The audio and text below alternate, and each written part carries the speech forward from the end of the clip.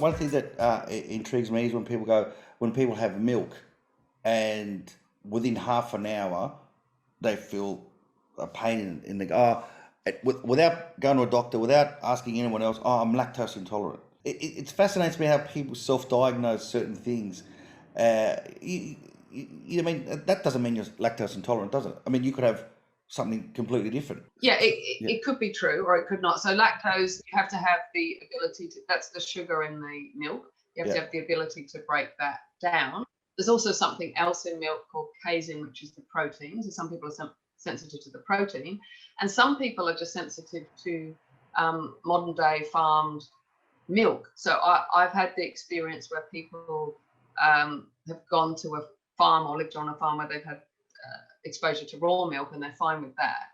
But so there's a lot that goes into modern day farming that's not necessarily that healthy that can make people sensitive as well. And also it can be due to deficient digestive juices. So when you've got really good digestive strength, then you will tolerate a lot of things. So there is, of course, an advantage in taking certain things out, but fundamentally what you have to do is build up your digestive strength, and then you will be able to tolerate these things again, unless you have something like celiac. A couple of other things. What I find from my research in the past is that people don't really read food labels, or they don't know how to read food labels. For example, when you go to buy cheese and it's got the word light on it, there's a difference, isn't there?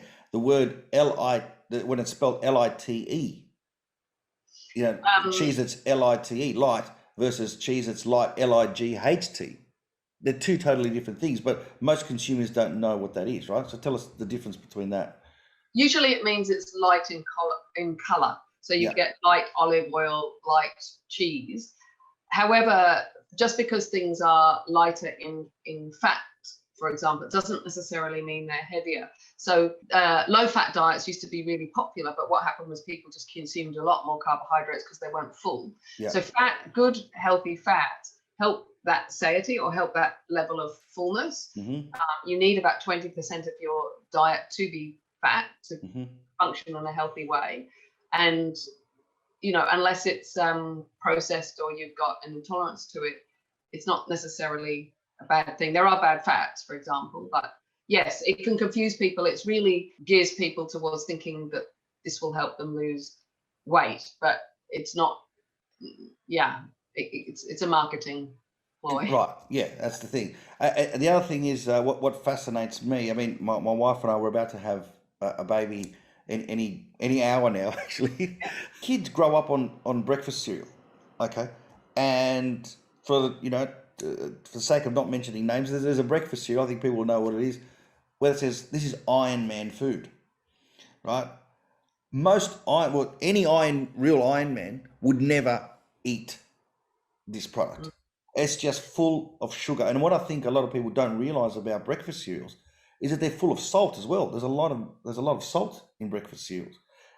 How can it just be that people just don't realize this, and they're just feeding their kids all this sort of stuff? Surely by now you would have thought that there'd be a lot more awareness about how bad some of these foods really are. That's a really good point. Just getting back to my grandmother, in her day, she said commercial cereals didn't exist. The only choice for breakfast was porridge, wholemeal breads, or cooked breakfast. So now we've just steered towards the fast food, light and easy. It just takes a minute to put cereal in a bowl, and it's largely due to marketing. I think in the Western world, people just expect that you have a commercial cereal that's processed for breakfast, and that's normal in a lot of families, but in fact it's very processed. Yeah. And at the very least, yes, you need to steer away from the ones that have sugar in, but it's not hard to have a healthy. So that's marketing. Often they are devoid of vitamins and minerals, and then they add vitamins and minerals back in.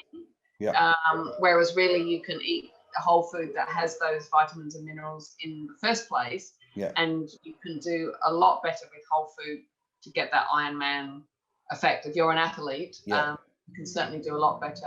You get quite hungry after commercial cereals don't fill you up nearly as much as having a whole food Yeah. breakfast. So really, you're starting the day with fast food. Really, Yeah. that's what it is. And people don't see it like that. They think fast food is, burgers, chips. But really, it's giving your kids. That's what I feel. Giving your kids cereal first thing in the morning. You're starting them off with fast food. Yeah. Now, this is a very interesting one. Is sugar.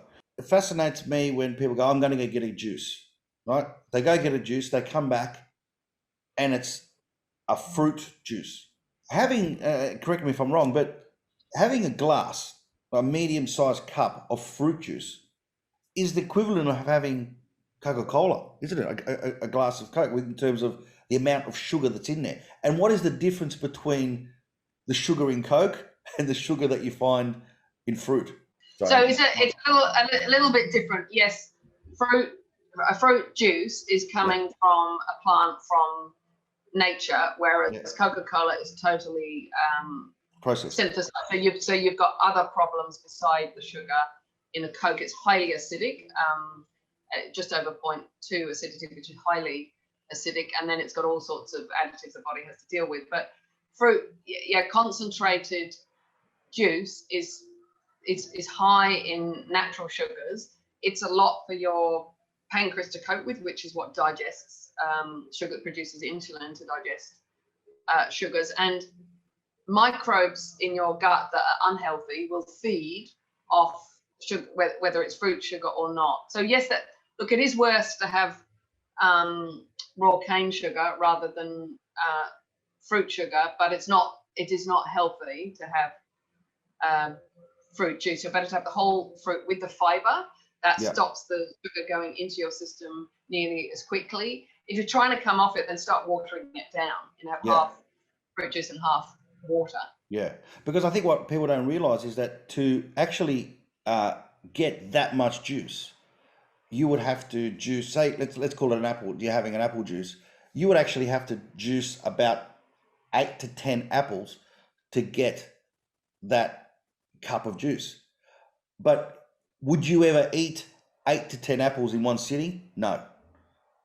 Right, and I think people don't realize that's the way you kind of look at the juice. I mean, what's interesting, as you said, it affects your pancreas.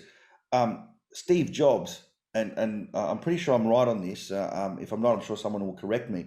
But Steve Jobs, the founder of Apple, he died from pancreatic cancer. But if I'm not mistaken, Steve Jobs was a fruit. Is it, what do they call it when you just eat fruit? Fruitarian? A fruitarian. Yeah. Do you know anything about that? I don't know about that. I mean, there are several things that can affect the pancreas. The other big thing is nitrates, which come from burnt food or barbecued food. So there's a variety of things that can happen. I mean, the most common thing that happens from the pancreas is insulin problems, which hypoglycemia, and then that can lead to diabetes. So that's the most common thing. Pancreatic cancer, there's a variety of things that contribute towards that, not just sugar. I'm not sure about Steve Jobs, but yeah, I'm pretty sure that that I'm right on that. I'm very sort of conscious of time here, Michelle. So a couple of questions that I got, which really fascinate me as well. Why do we as humans have milk? Okay, so what? Okay, you got your breast milk, but why do we have cow's milk? You don't see a cow having sheep's milk. You don't see a sheep having goat's milk. Why, as humans, do we drink, consume milk? Is it really good for us, or should we avoid it? It really depends on the person and if they've got the digestive capacity to absorb it and what their levels of it's for children. It gives them a lot of calcium if they've got the ability to absorb it, and I would encourage organic milk because of farming and so on. However, a lot of kids would need to have goat's milk. So if you don't have it, as human beings, we just have to make sure that we have enough calcium in the diet in other ways, and that needs a lot of education. So in Japan, for example, they don't grow up on milk, but their diet is not acidic, and acidity strips calcium, but also their diet contains a lot of calcium. Foods that are more unusual to us, like seaweed, so on. So you can survive without milk, but you just have to be very careful of what. I don't know why. I mean, humans grow up much slower than animals. You know, animals can be Yeah. an adult in 6 months. And definitely you need calcium as a growing factor. It can, you know, I have seen where growth has been stunted if there isn't enough calcium in the diet, but it can come from other means. It's just an education. Yeah. And what also is very interesting is when we have milk, but you know, back in the day, you used to have it unpasteurized, right? What about when you get breast milk and you warm it up in a microwave? Is that just not killing all, you know, all the benefits that are in there? Oh yeah, it's look, I've seen that happen when I've worked in hospitals. Yeah, you want, well, there's really good antibodies and really good immune factors in breast milk that when it's overheated or heated with a microwave, that is killed, and that will impact, or can impact, immunity, because when you boil something up like milk, you're destroying a lot of the healthy factors there. So you know, ideally you want breast milk straight from the breast, but if you have to, you know, if you're working and you have to pump your breast milk, then you keep it in the fridge and you warm it up gently in a container. Veganism is a big thing now. You know, a lot of people are turning to veganism as their preferred diet. You were a vegan, then you became a vegetarian, and from as a vegetarian now you eat meat. So talk us through that. Talk us through that transition. Why did you go? You know, why were you a vegan in the first place, and why now do you eat meat? Because I think it's very important to hear that from you, who's, you know, a naturopath, and you know your stuff, and you've tried all of it. Yeah. So firstly, what I do is not necessarily what everybody else should do. Sure. It's very individual, but I'll tell you. So because I had that hospitalization early in my life and gut problems, and also I was put on 3 years of antibiotics for acne, I developed food intolerances, and so there were things that I couldn't eat, and some of them were like I couldn't eat. I haven't been able to eat dairy for 30 years. Right. However, I can have ghee, but other dairy food. So, you know, I was taking out more and more, and then there was a bit of a revolution of vegan talks, and like there were lots of crazes of different groups and different diets, and you can, you know, you got the paleo group and the vegan group, and I used to keto. A lot of people are on keto today. Yeah, and they're good for different reasons, but none of them are good long term necessarily. So, you know, I went to talks and then just started to believe it was, and I think because my digestion was weak, I felt lighter without meat. And initially it was good because I increased my plant food. There are good vegans and not good. You know, you can be a vegan who has lots of sugar, or you can be a vegan who has plant food. You have to think about your proteins a lot more, because you have to blend food to get all those 22 amino acids that you get in meat. However, what happened to me after a couple of years, in those days I was doing quite a lot of body work, massage, more exercise. For me, it became hard back then as a menstruating woman who loses blood every month to replenish that just with vegan. So I became iron deficient. At one time I was B12 deficient, and it was just really hard to get that up without supplements. And I thought, well, if I lived in a time where there were no supplements, I probably wouldn't live.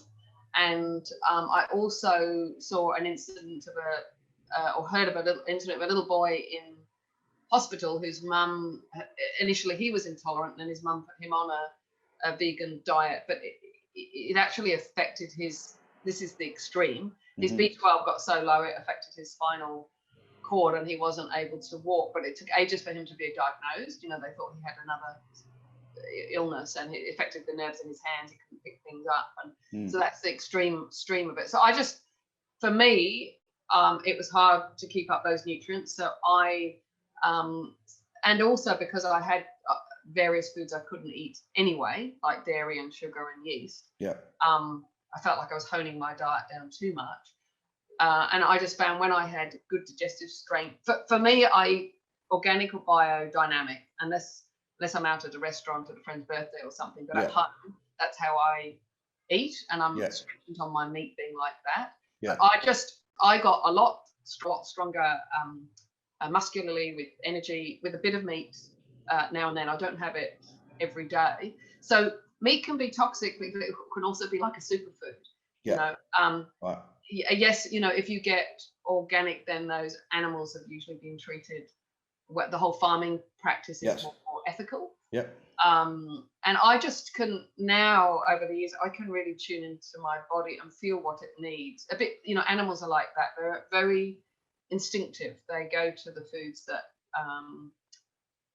they're drawn to. So I can feel when my body needs meat. I also found that fish was important because it's very hard to get omega-3s from a vegan diet. And one thing as I'm saying this, I support vegans too, but I check their omega-3s, I check their vitamin D, I check their B12. B12, it's important. And iron periodically, because all of those things that can be deficient. So omega-3 which you get in from fish products.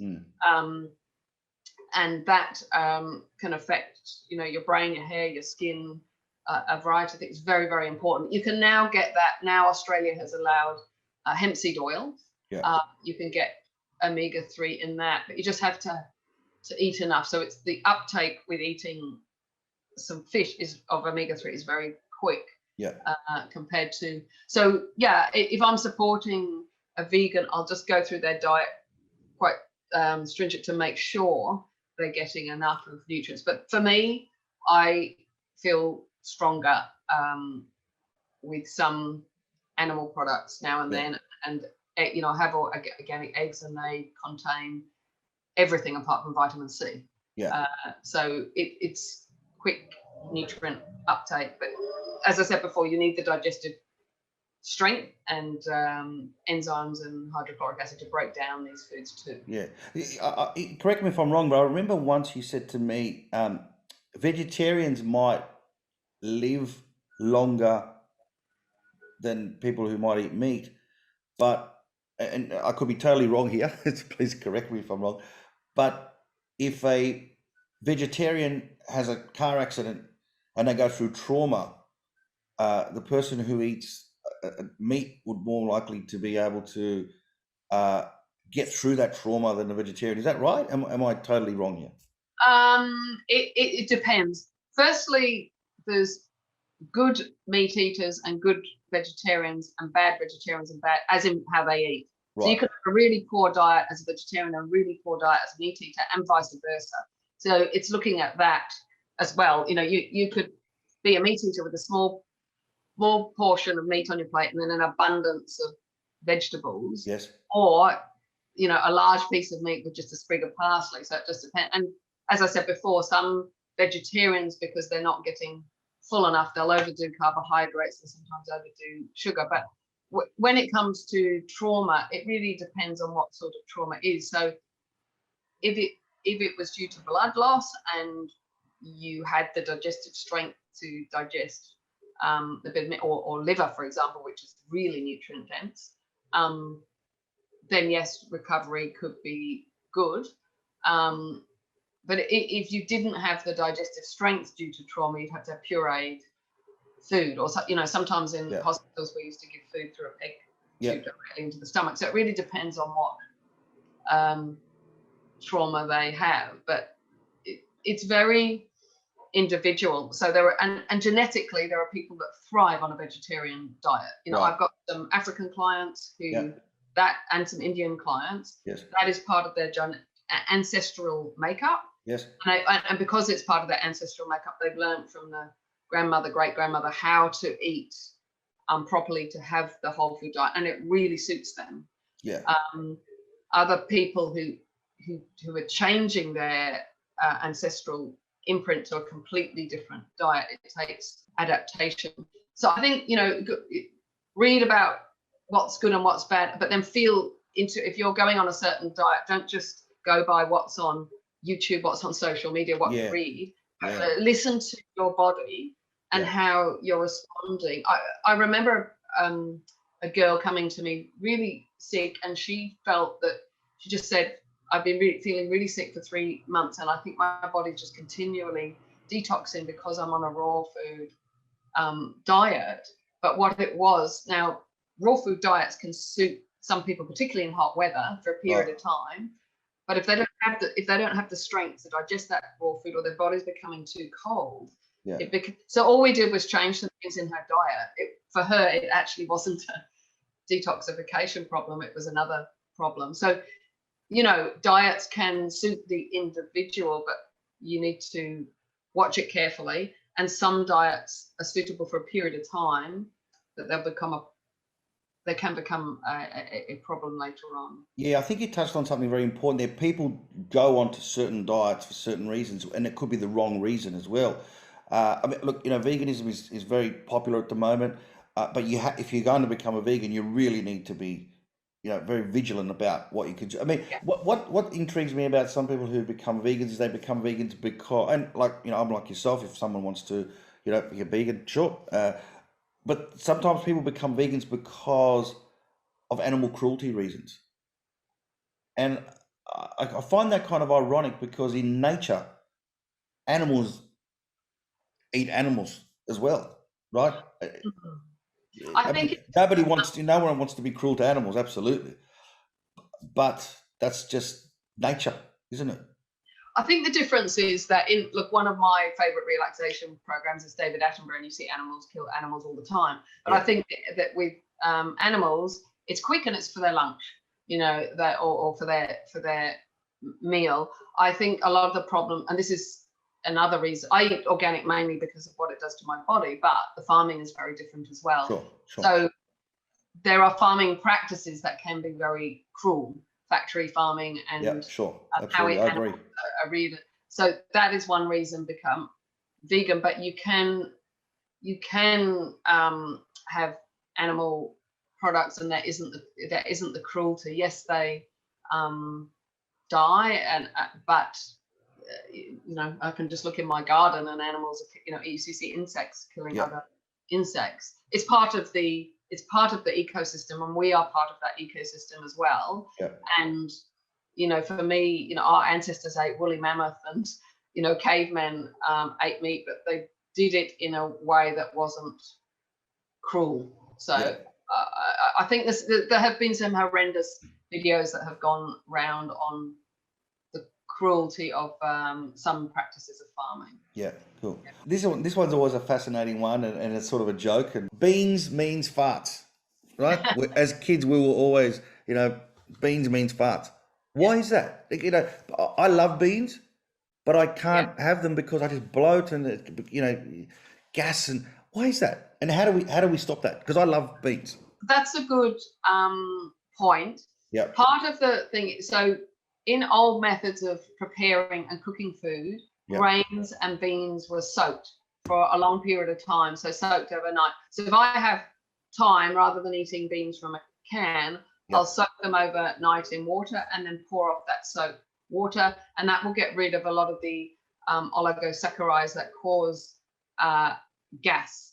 So I think it's partly farming methods, and partly just some people are sensitive to certain substance in beans. Sorry, not farming, how you preparing food, because everything is very quick now. A couple of tips with that: if when you're cooking beans, you put some cumin in, or a kombu stick, which is a long stick of kombu seaweed, that can take the factor out that causes gas. Right, because seaweed is the ocean's filter, isn't it? Yes. It filters heavy metals in the body as well. That's another thing it does. So we should be consuming more seaweed. I mean, I sometimes when I'm walking on the beach, I'll get some seaweed. I'll just put it in my mouth. I've got no problem with that. Some people freak out at it, but really, there's nothing bad with that at all, is there? Seaweed is the most nutrient-dense food on the planet.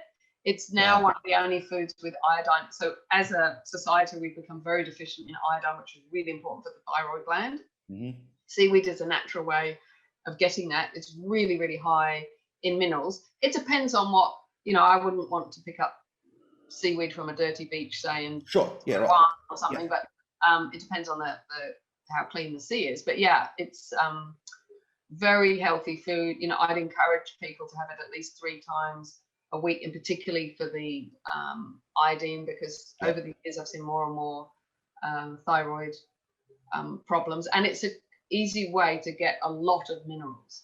Yeah. There isn't a vegetable that has as many nutrients as seaweed. But explain to me this: if seaweed is the filter of the ocean, then it's absorbing all the rubbish of the ocean, and we eat it. Aren't we eating concentrated rubbish, so to speak? It depends on the toxicity of the sea. It will filter it in, and it will filter it out. So yes, if you're in like Japan, where they had all the radiation, Yeah. they stopped getting the seaweed there because it was taking up the radiation and the heavy metals. But if it's from fairly clean seas, I go to a health food shop to get my seaweed rather than just any old grocer, because I know the brand and how careful they've tested the seaweed. But there can be that risk, but it does carry on filtering in the body, as I said. In particular, good to get heavy metals out of the body, like mercury, aluminium, tin, etc. Yeah, right. Okay, so I think that you are probably one of the best at what you do.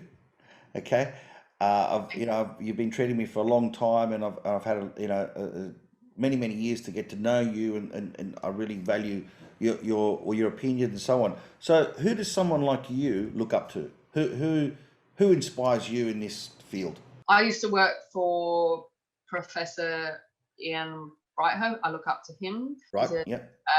a doctor, but an integrated natural doctor. I look up to Professor Kerry Bone, who taught me herbal medicine, and he would be one of the worldly researchers on herbal medicine. So Yeah. I have 160 herbs in my clinic, but I'm somebody that will always learn and always do courses and look at the latest research which he's involved in. There's another naturopath up in Queensland who will be in his 70s now. He's been a great mentor to me. His name's Glenn Gillard. And my Ayurvedic teacher, Dr. Amruta Athali, she's a medical doctor, but also an Ayurvedic doctor, so uses both practices. I learn a lot from her, and I'm constantly going to seminars. A lot of them are webinars now, but it's an ever evolving. That's what's great about this industry for me. You're always learning. Yeah. So who's the guru? Who's the guru of health and gut health and so on around the world? Who was the one who really sort of started the ball rolling with this, in your opinion? Look, it started from teachers in my in the beginning when I did colonics, and I did a lot of my own research for years, and I was asked to present at seminars. I don't think there's one person. There's several people that I've got my inspiration from. I'm very lucky that my doctor is very open-minded. I personally prefer the holistic approach. So I've got my doctor, I've got yourself, I've got a great trainer. We look at it from a holistic point of view. But some doctors don't like what you do they? Why is that? So in Australia, we're isolated from the rest of the world. We don't have our own natural culture, so to speak.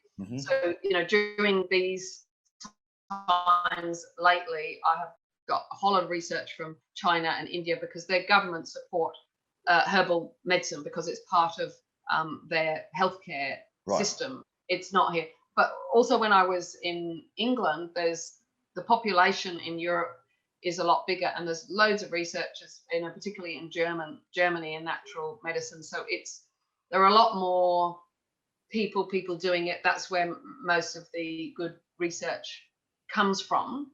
I think it's been missing in medical training. They will get taught how to refer to a psychologist, how to refer to a physiotherapist, and a couple of other things, but they won't get taught a lot about nutrition or what we do, you know, so that they sometimes they're a bit afraid of us. They don't understand that actually it is a Bachelor of Science, not just some weird new age degree. And we're not part of that medical system, so we don't work in hospitals, but they'll have been taught to refer to a dietitian, but not to a naturopath who is a nutritionist and a herbalist. So there's that. I think they can feel threatened, can feel a bit afraid, or they're just very tunneled in their view of science, even though, you know, as I said, I've taught for many years on and the evidence that students have for their assignments, there's that much evidence of our industry there. It's just we don't work together. There's a couple of doctors that I can work together with, but it can be challenging. Not many of my referrals would come from doctors. They come from word of mouth. I just think we need to open up, you know, if it changed in the training.